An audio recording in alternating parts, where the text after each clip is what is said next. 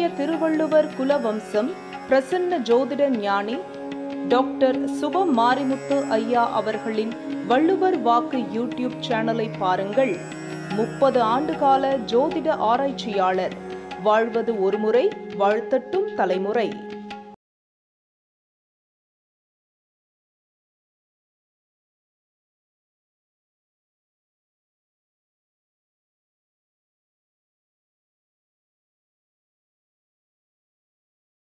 வணக்கம். பாரம்பரிய திருவள்ளுவர் குலவம்சம் பிரசன்ன ஜோதிடர் சுப மாரிமுத்து திருப்பூர்லேருந்து இந்த பதிவு உங்களுக்காக. இன்றைக்கு ஆதிகால பரிகார புத்தகத்தை எழுதியிருக்கேன். 1736 பரிகாரம் ஒரு 5 கிலோவில் இருக்கிற அளவுக்கு இந்த புத்தகத்தை நான் எழுதி உலகத்துக்கு சமர்ப்பணம் பண்ணியிருக்கேன். இந்த புத்தகம் உங்கள் வீட்டுக்கே வரும் ஆன்லைன் மூலிமா. அந்த புத்தகத்தில் நான் எழுதின நிறைய நூல்கள், அதில் சில உங்கள் வீட்டுக்கு தேவையான பரிகாரத்தை உங்களுக்கு நான் சொல்ல போகிறேன். இப்போது நீங்கள் வீட்டில்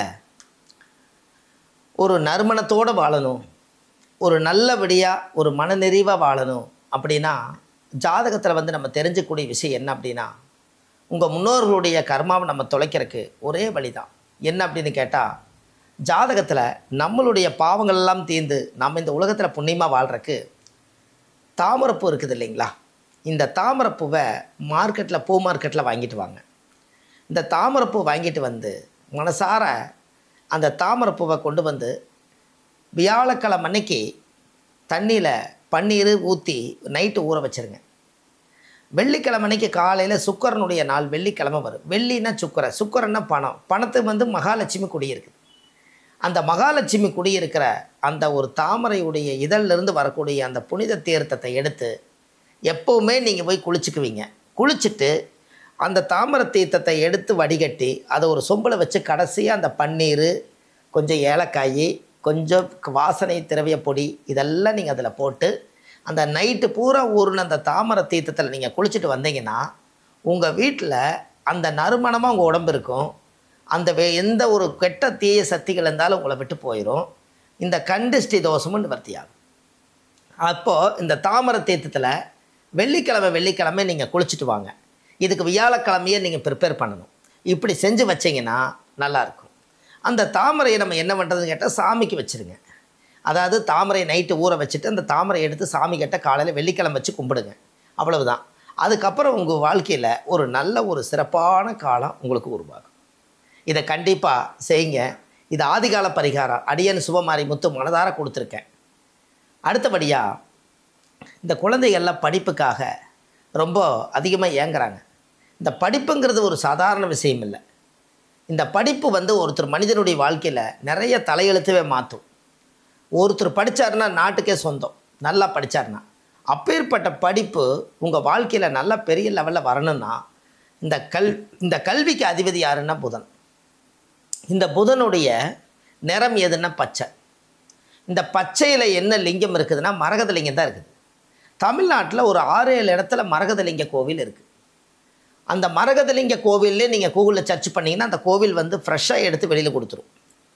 அந்த கோவிலில் மரகதலிங்க அபிஷேகம் எப்போ செய்கிறாங்கன்னு நீங்கள் அந்த தேவஸ்தானத்துக்கு ஃபோன் பண்ணி கேட்டு ஒரு நாள் நீங்கள் மரகதலிங்க அபிஷேகம் பண்ணுங்கள். அந்த மரகதலிங்க அபிஷேகத்துக்கு பண்ணின பிரசாதத்தையும் பாலையும் வாங்கி, எனக்கு இனிமேல் கல்வி, அறிவு, புத்தி நல்லா வரணும்னு சொல்லி அந்த பாலை வாங்கி குடித்து அந்த பிரசாதத்தை வாங்கி சாப்பிட்டீங்கன்னா அந்த மரகதலிங்கத்தில் இருக்கக்கூடிய சக்தி எல்லாம் அந்த பாலில் இறங்கி உங்கள் உடம்புக்குள்ளே போகும்போது அந்த உடம்பில் எங்கெங்கெல்லாம் படிப்புக்கு உண்டான தடைகள் இருக்குதோ அதெல்லாம் நீங்கி கல்வியில் நீங்கள் அசுர வளர்ச்சிக்கு வந்துடுவீங்க. இதை எல்லோரும் செய்யலாம் இல்லைங்களா? ஏன்னா அந்த காலத்தில் மரகதலிங்கத்தை உருவாக்கும் போதே அப்போ அது பச்சை புதனோட ஆதிக்கத்தில் தான் அது இயங்குது. படிப்பும் புதனோட ஐயங்கத்தில் தான் இருக்குது. அப்போ இனத்தோடு சேர்ந்துடும். எப்போவுமே மரகதலிங்க அபிஷேகத்தை கண்டிப்பாக வாழ்க்கையில் ஒரு நாள் பாருங்கள். அவங்க ஒரு அர்ச்சகர்கிட்ட சொல்லுங்கள், இந்த பால் கொஞ்சமாவது எனக்கு கொஞ்சம் கிடைக்கிற மாதிரி கொடுங்க சாமின்னு கேளுங்க. என் குழந்தை நல்லா படிக்க மாட்டேங்குது, அந்த குழந்தை நான் படித்து நான் நினச்ச மாதிரி இந்த நாட்டுக்கு ஏதாவது ஒரு நல்ல செய்கிறக்காகத்தான் நான் இவ்வளோ முயற்சி எடுக்கன்னு கேட்டு அதை வாங்கிட்டு வாங்க. அந்த குழந்தையோட படிப்பு ஃபஸ்ட் கிளாஸாக வேலை செய்யும். அதே போல் இந்த பாவங்கள் தீர்க்க பாவக்கா தெய்வ பரிகாரம். பாவங்கள் தீர்க்க பாவக்கா தெய்வ பரிகாரம் அது என்ன? ஆதி காலத்தில் பாவங்கள் தீர்க்க பாவக்கா தெய்வ பரிகாரம் அப்படின்னு என்னென்னா, பாவக்காயை வாங்கிட்டு வாங்க.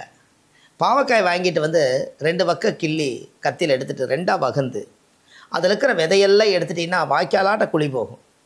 அதில் 2லையுமே திரிய போட்டு நல்லெண்ணெயை ஊற்றி கால பைரவருக்கு என்னுடைய கடன் பிரச்சனையெல்லாம் தீரணும், என் முன்னோர்கள் பாவமெல்லாம் நிவர்த்தி ஆகணும், என் குடும்பத்தில் கல்யாணம் நடக்கணும், சீக்கிரமாக குழந்தை பாக்கியம் கிடைக்கணும், இப்படியெல்லாம் சொல்கிறதுக்கு அந்த பாவக்காய் தெய்வத்தை வேண்டி நீங்கள் விளக்கு போடணும். என்ன விளக்கு போடணும்? முற்பிறவியில் செய்த பாவங்கள் எப்பிறவிக்கும் தொடராமல் இருக்க, இப்பிறவிலேயே என் தந்தை வழியில் வந்த கர்மாவணிகளும் என் தாய் வழியில் வந்த கர்மாவணிகளும் நான் என்னுடைய தாய் கர்ப்பத்தில் நான் சுமந்து வந்த கர்மாவணிகளும் இன்றோடு நிவர்த்தியாகட்டுன்னு விளக்கு போடுங்க. உங்கள் வாழ்க்கையில் அந்த தெய்வ அசுர வளர்ச்சிக்கு வந்துடும். ஏன் அந்த பாவங்கள் தேய்க்க பாவக்காய் பரிகாரம்னா, மேசத்துக்கு 10ஆம் இடம் வந்து மகர வீடாக வரும். மகரம் என்பது 10ஆம் இட கர்மராசி. அந்த மகரம் என்பது முதல வீடு. பாவக்காயுடைய தோலும் முதல தோலும் ஒரே மாதிரி இருக்கும். அந்த தோல், அந்த பாவக்காய் முதல தோலை அந்த பாவக்காயை எடுத்துகிட்டு வந்து கட் பண்ணி அது விளக்கு போடும்போது அது ஆட்டோமேட்டிக்காக பார்த்தீங்கன்னா, அவர் அந்த சனி எங்கே உச்சமாவார் அப்படின்னா துலா ராசியில் உச்சமாவார். ஏன் நல்லெண்ணெய் ஊற்றணும் அப்படின்னா, துலா ராசியில் சனி உச்சம்.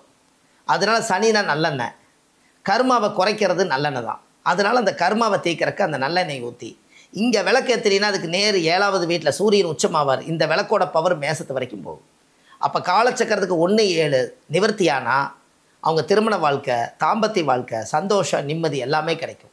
ஏன் கால பைரவருக்கு விளக்கு போடணும் அப்படின்னா, கால பைரவர் யார்? காலத்தை நிர்ணயம் பண்ணக்கூடியவர் தான் கால பைரவர்.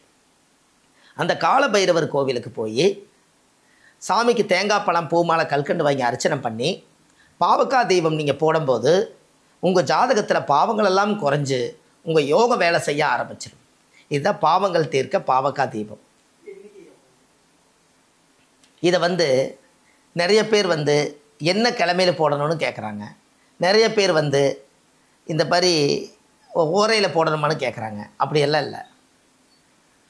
இந்த பாவங்கள் தீர்க்க பாவக்காய் தெய்வத்துக்கு நாளும் கிழமையும் கிடையாது. உங்களுக்கு வீடு வாசலை வலித்து சுத்தப்படுத்திட்டு நீங்கள் பாவக்காய் தெய்வம் போய் காலபைரவருக்கு போட்டு வந்தாலே போதும். நல்ல நேரம் கெட்ட நேரங்கிறது நம்ம தான் பிரிச்சுக்கிட்டோம். ஆனால் நீங்கள் போடுறது தான் நல்ல நேரம். அதனால் நீங்கள் கண்டிப்பாக பாவக்காய் தெய்வம் போடுங்க, அசுர வளர்ச்சிக்கு வந்துடுவீங்க. கண்டிப்பாக இந்த வேலை செஞ்சு பாருங்கள். கடன், நோய், வழக்கு, நீண்ட கால திருமண தடை நிவர்த்தியாகும். இதெல்லாம் ஆதி காலத்தில் முன்னோர்கள் இது எல்லாம் செஞ்சுருக்காங்க. அதனால தான் அந்த தோஷங்களெல்லாம் விலகுது. நீங்கள் நல்லா யோசிச்சு பாருங்கள். நம்மளுடைய கர்மாவை தர்ம வழியில் போய் தான் குறைக்க முடியும், இல்லாட்டி குறைக்கவே முடியாது. அப்போ பாவங்கள் எல்லாம் தர்மங்கள் செய்ய செய்ய கர்மங்கள் குறையுமா? தீர்வுன்னு எந்த புக்கிலையும் இல்லை. அப்போ இதெல்லாம் முன்னோர்கள் கொடுத்த ஆசீர்வாதம் தானே. கண்டிப்பாக நம்ம நல்லது பண்ணுறது நல்லதாகவே இருக்குமே. அப்போ நம்ம ஜாதகத்தில் நம்மளுடைய கர்மா தோஷம் அன்னோடு நிவர்த்தி ஆகணும்னா கண்டிப்பாக உங்கள் வாழ்க்கையில் நீங்கள் அசுர வளர்ச்சிக்கு வருவீங்க. இதெல்லாம் நீங்கள் செஞ்சு பாருங்கள். உங்கள் வாழ்க்கையில் வாழ்வது ஒரு முறை, வாழ்த்தட்டும் தலைமுறை. ஏன் அப்படி சொல்கிறேன்னா, நம்ம நல்லா இருந்துட்டால் எல்லாமே நல்லா இருக்கும். இதை நீங்கள் செய்யுங்க. உங்கள் வாழ்க்கையில் ஒரு அசுர வளர்ச்சிக்கு நீங்கள் வந்துடுவீங்க. கண்டிப்பாக நல்லதே நடக்கும். அடுத்தபடியாக உங்கள் வாழ்க்கையில் தொழிலில், குடும்பத்தில், சந்தோஷத்தில் நிம்மதி இருக்கணும் அப்படிங்கிறக்காக நீங்கள் எப்பவுமே பாருங்கள், மாதம் பௌர்ணமி அன்னைக்கு தயிர் சாதம் அன்னதானம் பண்ணிகிட்டே வாங்க. உங்கள் வாழ்க்கையில் பிரச்சனையெல்லாம் குறைய ஆரம்பிச்சிடும். பிரச்சனையெல்லாம் குறைய ஆரம்பித்து உங்கள் வாழ்க்கையில் நீங்கள் ஒரு நல்ல நிலைமைக்கு வந்துடுவீங்க. ஏன் அப்படின்னா, அந்த ஜாதகத்தில் அன்னதானம் செய்ய செய்ய, அன்னதானம் தான் 10ஆம் இடம். 10ஆம் இடம் தான் தொழில். தொழில் நல்லா இருக்கணும்னா அன்னதானம் பண்ணணும். அன்னம் என்பது உணவு, தானம் என்பது ஒருத்தர் கொடுக்கறது. அதுக்கு பேர் தான் சேர்த்து அன்னதானம். இந்த அன்னதானம் வந்து 10ஆம் பாவத்தை ஏன் வச்சாங்கன்னா, 10ஆம் பாவ ஜீவனஸ்தானம். ஜீவனம்ங்கிறதே எதுக்குன்னா, நம்மளுடைய இந்த 3 நேரம் சாப்பாடு துணிமணிக்கு தான் ஜீவனம்னு பேர். உனக்கு சாப்பாடு இருக்குதா? ஆதி காலத்தில் கேட்பாங்க, பார்த்துருக்கீங்களா? வயிற்றுக்கு சாப்பாடு இருந்தால் போதுமப்பா. உன்னுடைய மானத்தை மறைக்கிறதுக்கு துணியும், வயிற்றுக்கு 3 நேரம் சோறும் இருந்தால் அந்த உலகத்தில் எங்கேயோ ஒரு மூலையில் தூங்கி எந்திரிச்சு வாழ்ந்துடலாம்பாங்க முன்னோர்கள். இன்றைக்கி தான் நம்ம ஆடம்பரத்தை ரொம்ப எக்ஸ்டெண்ட் பண்ணிக்கிட்டோம். ஒன்றை பார்த்து ஒன்று. ஒருத்தர் வீடு கட்டிட்டாங்களா, நானும் வீடு கட்டணும். ஒருத்தர் கார் வாங்கிட்டாங்களா, அவரை விட நானும் ஒரு நல்ல கார் வாங்கணும். ஒருத்தர் வந்து தொழில் பண்ணிட்டாரோ, அவரை விட நான் தொழில் பண்ணேன். இப்படியே ஒன்றுக்கு ஒன்று வளர்ந்துக்கிட்டே போய்த்தான் கடைசியில் என்ன போச்சுன்னா கடனாளி ஆக்கி விட்டுருச்சு. ஆனால் நமக்கு யோகமே இருக்காது. நம்ம யோகமாக மாற்றிக்குவோம். ஒருத்தர் வீடு வாங்கியிருக்காங்க, அவர் சொந்த காசில் வாங்கியிருப்பார். இன்னொருத்தர் கடன் வாங்கி வீடு வாங்கிடுவார். இந்த கடன் வாங்கி வீடு வாங்கினு என்ன போயிருந்தேன், இவர் சொந்த காசில் வாங்க நிம்மதியாக இருப்பார். இவர் கடன் வாங்கினவர் கடன் பட்டார் நெஞ்சம் போல் கலைஞனார் இளைஞன் வேந்தன். இவர் அந்த மாதமானால் அந்த ஒரு ஒரு வீட்டில் கடன் வாங்கிட்டு பேப்பரில் அவர் பேருக்கு எழுதிடுவாங்க, உங்கள் பேருக்கு தான் அந்த வீடுன்னு. கடைசியில் பார்த்தீங்கன்னா அது ஒரு 10,000 5,000 ரூபாய்க்கு வாடகை கூடி போனால் அந்த வீட்டில் வாழலாம். ஆனால் சொந்தமாக்கோன்னு நினச்சி அவர் மாதம் 1,00,000 ரூபா கட்டிகிட்டு இருப்பார். ஆனால் 15,000 வாடகை நம்ம போய் நிம்மதியாக வாடகை வீட்டிலே இருந்திருக்கலாம். ஆனால் இவர் மாட்டிக்குவார். இப்படியெல்லாம் அந்த புத்தி தோஷங்கள் எல்லாம் அது வித்து மாறும். அப்போ இதையெல்லாம் நம்ம சரிப்படுத்தினா தான் நம்ம வாழ்க்கையில் நல்லா இருக்க முடியும். அதாவது நவகிரக தீர்த்தம்னா என்ன? உங்கள் ஜாதகத்தில் நவதானிய தீர்த்தத்தில் நீங்கள் குளித்தா உங்கள் வாழ்க்கை நல்லாயிருக்கும். நவதானிய தீர்த்தம்னு என்ன? அதாவது உங்கள் ஜாதகத்தில் என்ன திசை நடக்குதோ அந்த திசைக்குண்டான தானியத்தை நைட்டு ஊற வச்சு காலையில் குளிச்சுட்டு வாங்க. அது உங்கள் வாழ்க்கையில் ஒரு அசுர வளர்ச்சிக்கு வரும். எப்படி? இப்போ சூரிய திசை உங்களுக்கு நடக்குது, கோதுமை மட்டும் சனிக்கிழமைக்கு ஊற வச்சுருங்க. ஞாயிற்றுக்கிழமைக்கு சூரியனுடைய நாள். அந்த சூரியனார் கோயிலில் சாமி கும்பிட்ட மாதிரி சூரிய நமஸ்காரம் பண்ணி அந்த கோதுமை தீர்த்தத்தில் கொஞ்சம் பன்னீர் விட்டு நீங்கள் தீர்த்தத்தில் குளிச்சிங்கன்னா உங்கள் சூரியன் திசை ஃபஸ்ட் கிளாஸாக வேலை செய்யும். அப்போ உங்களுக்கு என்ன திசை நடக்குதோ அதுக்குண்டான தானியத்தில் நீங்கள் குளிக்கணும். அப்போ தானே இந்த தானியம் ஒரு விண்காந்த சக்தி. அது வானத்தில் இருந்து இந்த பூமிக்கு அந்த மண்ணில் பட்டு அது மூலிமா வந்த மூலிகை. அதனால் விண்காந்த சக்தி அதிகம். அதனால் நவதானியத்துக்கு அந்த காலத்தில் நவகிரகத்தோடவே வாழ்ந்தாங்க. வீட்டில் பூராமே கம்பு, ராகி, சோளா, கேழ்வரகு, சாமை, இந்த மாதிரி நிறைய சிறுதானிய உணவுகள் நிறையா இருக்குது. அந்த தானியத்தில் தான் அவங்க வாழ்ந்தாங்க. அப்போ அந்த தானியத்தில் வாழும்போது நம்மளுக்கு அதுக்குண்டான வேலைகள் நடக்கணும் அல்லவா? அதனால் ஜாதகத்தில் அது கர்மா. அப்போ நீங்கள் என்ன பண்ணணும் அப்படின்னா அந்த தோஷத்தை நம்ம சுத்தப்படுத்தணும். அப்போ அதுக்கு மெயின் என்னென்னா சிறுதானிய உணவு அப்படின்னு. அப்போ சந்திரன் திசை நடக்கிறவங்க நெல் நைட்டு ஊற வைக்கணும். என்ன கிழமைக்கு? ஞாயிற்றுக்கிழமைக்கு நைட்டு நெல்லில் ஊற வச்சு அந்த பன்னீர், ஏலக்காய் எல்லாம் போட்டு வடிகட்டி திங்கக்கிழமைக்கு காலையில் நெல் தீர்த்தத்தில் குளிச்சிங்கன்னா சந்திரன் திசை ஃபஸ்ட் கிளாஸாக வேலை செய்யும். எப்போ போல் நீங்கள் குளிச்சுக்கோங்க. குளிச்சுட்டு கடைசியாக அந்த தீர்த்தத்தை எடுத்து தலையில் ஊற்றும் போது உங்கள் வாழ்க்கை நல்லா இருக்கும். அந்த திசை உங்களுக்கு நல்லா சப்போர்ட்டிவாக வேலை செய்யும். அதுக்கடுத்து செவ்வாய் திசை. செவ்வாய் என்பது துவரம் பருப்பு. இந்த துவரம் பருப்பை அந்த காலத்தில் குழம்புக்கு தான், சாம்பாருக்கு தான் போடுவாங்க. துவரம் பருப்பு செவ்வாயோட ஆதிக்கம். செவ்வாய்க்கிழமைக்கு துவரம் பருப்பு தீர்த்தத்தில் நீங்கள் குளிச்சிங்கன்னா உங்கள் செவ்வாய் தோஷம் எது இருந்தாலும் நிவர்த்தியாகி செவ்வாயோட ஆதிக்கம் உடம்புல பலமாகும். அப்போ அதுக்கு அந்த முன்னோர்கள் அந்த கர்மாவை நம்ம கொடுத்துருக்காங்களா இல்லையா?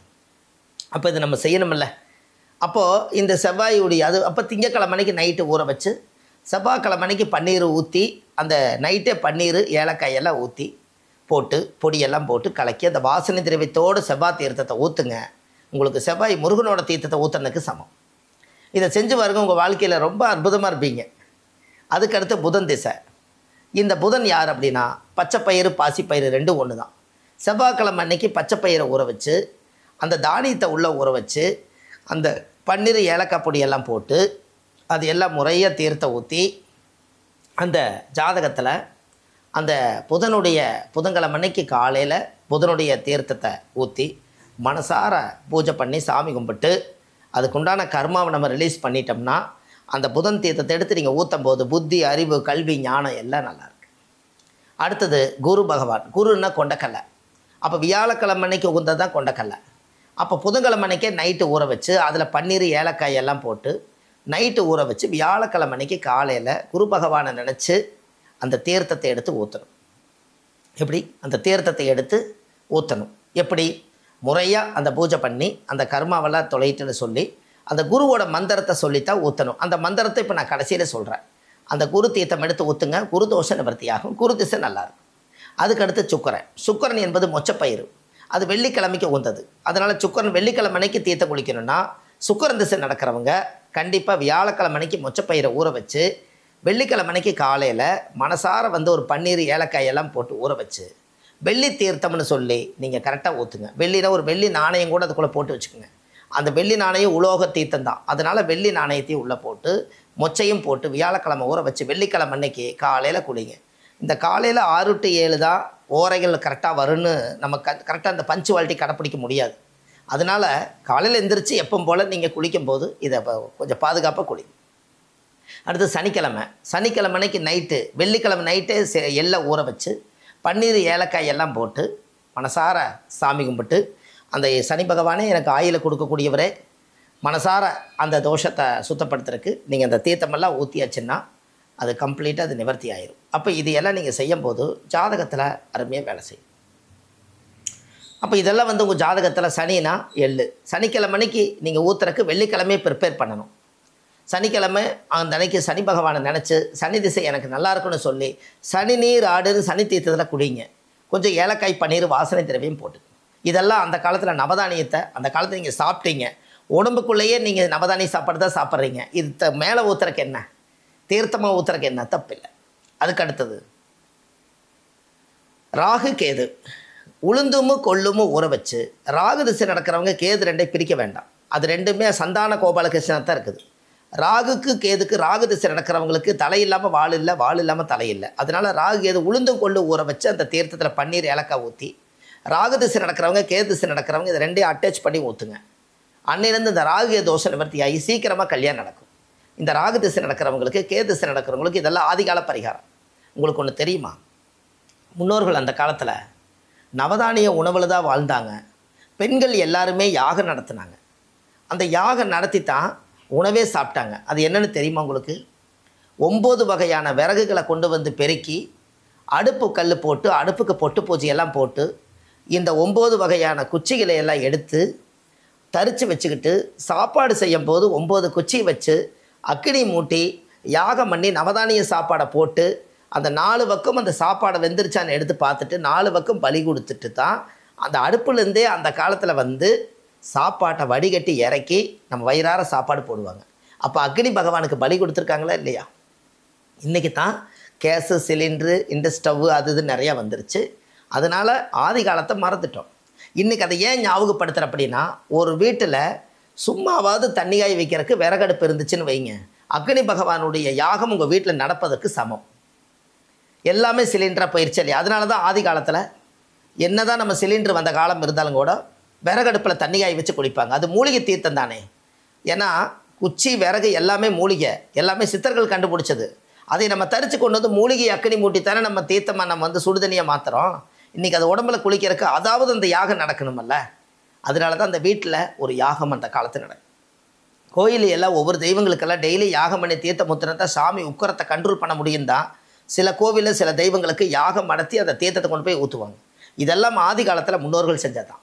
சரி, இப்போ சூரியன் திசை நடக்கிறவங்க, சந்திரன் திசை நடக்கிறவங்க, செவ்வாய் திசை நடக்கிறவங்க, புதன் திசை நடக்கிறவங்க, குரு திசை நடக்கிறவங்க, சுக்கிரன் திசை நடக்கிறவங்க, சனி திசை நடக்கிறவங்க, ராகு திசை நடக்கிறவங்க, கேது திசை நடக்கிறவங்க, இவங்களுக்கு எல்லாத்துக்கும் ஒரு மந்திரத்தை நான் சொல்லிடுறேன். அந்தந்த மந்திரங்கள் அந்தந்த திசைக்கார சொல்லி அந்த தீர்த்தை ஊற்றுங்க, நல்லாயிருக்கும். இப்போ சூரியனுக்கு ஒரு மந்திரம் சொல்கிறேன். ஓம் சூர்யாய நமக, சூரிய கிரகாய நமக, சூரிய தேவாய நமக, சூரிய தேவத பிரகாய நமக. சூரியனால் உண்டாகும் எல்லா சகல தோஷங்களும் சகல பாவங்களும் இன்றோடு நிவர்த்தியாய நமக. சூரிய பகவானே உங்களை வணங்குகிறோம், எங்களை வாழவை. சூரிய தோஷம் இன்றோடு நிவர்த்தியாகி உங்கள் புண்ணியம் எனக்கு கிடைக்கணும்னு சூரிய நமஸ்காரம் பண்ணி அந்த தீர்த்தை ஊற்றுங்க, ஃபஸ்ட் கிளாஸை வேலை செய்யும். அடுத்தது சந்திர பகவானுக்கு ஓம் சந்திராய நமக, சந்திர கிரகாய நமக, சந்திர தேவமக, சந்திர தேவதோ பிரகாய நமக. சந்திரனால் உண்டாகும் எல்லா சகல தோஷங்களும் சகல பாவங்களும் சகல கர்ம வினைகளும் இன்றோடு நிவர்த்தியாய நமக. சந்திர பகவானே உங்களை வணங்குகிறோம், எங்களை வாழவை. சந்திர தோஷ நிவர்த்தின்னு பௌர்ணமி பார்த்து கும்பிடுங்க, நிலா பார்த்து கும்பிடுங்க. அதுக்கடுத்து செவ்வாய்க்கு முருகனை நினச்சிக்கங்க. ஓம் செவ்வாயாய நமக, செவ்வாய் கிரகாய நமக, செவ்வாய் தேவாய நமக, செவ்வாய் தேவத பிரகாய நமக. செவ்வாயினால் உண்டாகும் எல்லா சகல தோஷங்களும் சகல பாவங்களும் சகல கர்ம வினைகளும் இன்றோடு நிவர்த்தியாய நமக. செவ்வாய் பகவானே உங்களை வணங்குகிறோம், எங்களை வாழவை. செவ்வாய் தோஷம் இன்றோடு நிவர்த்தி. இப்படின்னு நீங்கள் தீர்த்த ஊற்றுங்க. அதுக்கடுத்தது புதன் பகவான். புதனாய நமக, புதன் கிரகாய நமக, புதன் தேவாய நமக, புதன் தேவதோ பிரகாய நமக. புதனால் உண்டாகும் எல்லா சகல தோஷங்களும் சகல பாவங்களும் சகல கர்ம வினைகளும் இன்றோடு நிவர்த்தியாய நமக. புதன் பகவானே உங்களை வணங்குகிறோம், எங்களை வாழவை. புதன் தோஷம் இன்றோடு நிவர்த்தி. எங்களுடைய ஜாதகத்திலே புதனால் உண்டாகும் எல்லா கர்மாவும் நிவர்த்தியாகி புதன் பகவானே எங்களை வாழ வைங்கன்னு சொல்லி நீங்கள் தீர்த்த ஊற்றுங்க. உங்களுக்கு புதன் உங்களுக்கு ஆசீர்வாதம் பண்ணுவார். அடுத்தது ஓம் குருவாய நமக, குரு கிரகாய நமக, குரு தேவாய நமக, குரு தேவத பிரகாய நமக. குருவனால் உண்டாகும் எல்லா சகல தோஷங்களும் சகல பாவங்களும் இன்றோடு நிவர்த்தியாய நமக. குரு பகவானே உங்களை வணங்குகிறோம், எங்களை வாழவை. குரு தோஷம் இன்றோடு நிவர்த்தி. தீர்த்த ஊற்றுங்க. ஓம் சுக்கராய நமக, சுக்கர பகவானுக்கு ஓம் சுக்கராய நமக, சுக்கர கிரகாய நமக, சுக்கர தேவாய நமக, சுக்கர தேவத பிரகாய நமக. சுக்கரனால் உண்டாகும் எல்லா சகல தோஷங்களும் சகல பாவங்களும் சகல கர்ம வினைகளும் இன்றோடு நிவர்த்தியாய நமக. சுக்கர பகவானே உங்களை வணங்குகிறோம், எங்களை வாழவை. சுக்கர தோஷம் இன்றோடு நிவர்த்தியாகட்டும். அப்படி சுக்கர தீர்த்தத்தை ஊற்றுங்க. சனி பகவான் ஓம் சனியாய நமக, சனி கிரகாய நமக, சனி தேவாய நமக, சனி தேவத பிரகாய நமக. சனியினால் உண்டாகும் எல்லா சகல தோஷங்களும் சகல பாவங்களும் சகல கர்மவினைகளும் இன்றோடு நிவர்த்தியாய நமக. சனி பகவானே உங்களை வணங்குகிறோம், எங்களை வாழவை. சனி தோஷம் இன்றோடு நிவர்த்தியாகட்டும். சனி பகவானே உங்களை வணங்குகிறோம், எங்களை வாழவை. சனி தோஷம் இன்றோடு நிவர்த்தி. இது இப்படி சொல்லுங்கள், தீர்த்த ஊற்றுங்க. சனி மந்திரத்தை சொல்லி தீர்த்த ஊற்றுங்க. அதுக்கு அடுத்தது ஓம் ராகுவாய நமக, ராகு கிரகாய நமக, ராகு தேவாய நமக, ராகு தேவத பிரகாய நமக. ராகுவினால் உண்டாகும் எல்லா சகல தோஷங்களும் சகல பாவங்களும் சகல கர்மவினைகளும் இன்றோடு நிவர்த்தியாய நமக. ராகு பகவானே உங்களை வணங்குகிறோம், எங்களை வாழவை. ராகு தோஷம் இன்றோடு நிவர்த்தி அப்படின்னு சொல்லி மனசார நீங்கள் விளக்கு போடுங்க, தீர்த்த ஊற்றுங்க, நல்லதே நடக்கும். அடுத்தது கேது பகவான். ஓம் கேதுவாய நமக, கேது கிரகாய நமக, கேது தேவாய நமக, கேது தேவத பிரகாய நமக. கேதுவினால் உண்டாகும் எல்லா சகல தோஷங்களும் சகல பாவங்களும் சகல கர்ம வினைகளும் இன்றோடு நிவர்த்தியாய நமக. கேது பகவானே உங்களை வணங்குகிறோம், எங்களை வாழவை. கேது தோஷம் இன்றோடு நிவர்த்தின்னு சொல்லி நீங்கள் தீர்த்த ஊற்றுங்க. எல்லா நவகிரகங்களும் உங்களுக்கு வாசம் செய்யும். அந்தந்த திசைகளுக்கு அந்தந்த மந்திரங்களை இதை மனப்பாடம் பண்ணி வச்சுக்கோங்க. மனப்பாடம் பண்ணி வச்சுட்டு அந்த மந்திரத்தை எல்லாரும் ஒரு திசை நடக்கிறவங்க ஒரு மந்திரம் தானே சொல்ல போகிறீங்க. நவகிரக மந்திரமே நீங்கள் சொல்லணுங்கிறது இல்லை, படித்து வச்சுக்கிட்டா சந்தோஷம் தான். இது அப்படியே நீங்கள் போய் நவகிரகத்தை முன்னாடி போய் 9 முறை சுத்தறக்கு இது சாத்தியம்தான், செஞ்சுக்கலாம். வசதி இருந்தால் நீங்கள் கொஞ்சம் படிக்கிறதுக்கு டைம் இருந்தால் இந்த 9 மந்திரத்தை நான் சொன்னதை நீங்கள் படிச்சுக்கோங்க. எங்கே போனாலும் சூரியன் சந்திரனுக்கு எல்லா மந்திரத்தையும் இதை சொல்லலாம் இல்லையா? ஏன்னா இதெல்லாம் ஆதி காலத்தில் முன்னோர்கள். ஏன்னா அந்த நேரத்தில் இந்த 9 மந்திரத்தை நீங்கள் சொல்லி முடிக்கும் போது மனசில் எது கிராஸ் ஆகாது. 9 மந்திரத்துக்கு நீங்கள் கொடுக்குற மந்திர ஒளிகள் அக்னி நவகிரகத்துக்கு போய் நவகிரகம் எழுந்து நம்மளுக்கு ஒரு ஆசீர்வாதம் பண்ணுமா. அதனால் அந்த காலத்தில் எல்லாருமே நவகிரக மந்திரத்தை சொன்னால் அந்த வீட்டில் நவகிரக வாழுன்னு சொன்னாங்க. நீங்கள் திசைக்கும் சொல்லிக்கிங்க, நவகிரகத்தை சொல்லுங்கள். இதெல்லாம் இன்றைக்கி இந்த மாதிரி ஒரு பரிகாரங்கள் எல்லாம் கிடைக்கிறது ரொம்ப அற்புதமான விஷயங்க. ஏன்னா ஆதிகால பரிகாரம். 2வது இந்த புத்தகம் நான் எழுதிக்கிட்டு இருக்கேன். அடுத்த புத்தகம் ஒன்று எழுதிட்டு இருக்கேன். இதுவே 5 கிலோ A4 சைஸு. இது ஆன்லைன் மூலியமாகவே வீட்டுக்கே உங்களுக்கு டோர் டெலிவரி வருது. உங்களுக்கு வேணும்னா ஒரு வீட்டில் மகாபாரதம், ராமாயணம், பகவத்கீதை, திருக்குறள் இப்படியெல்லாம் இருந்துச்சு. அதுக்கு அப்பாற்பட்டு இன்றைக்கி எளிய முறையில் இந்த பரிகாரத்தை நம்ம புதியுக சேனலில் அறிமுகப்படுத்தியிருக்கோம். வள்ளுவர் வாக்கு யூடியூப் சேனலில் அறிமுகப்படுத்தியிருக்கேன். இந்த மாதிரி சுப மாரிமுத்துன்னு யூடியூப்பில் போட்டிங்கன்னா ஒரு 1300 பரிகாரங்கள் நானே பதிவு ரெக்கார்டு கொடுத்துருக்கேன். அதெல்லாம் நீங்கள் உள்ளே போய் பார்த்தீங்கன்னா தெரியும். அதில் இந்த ஆதிகால பரிகாரம் இது நம்ம சொந்தமாக எழுதுனது.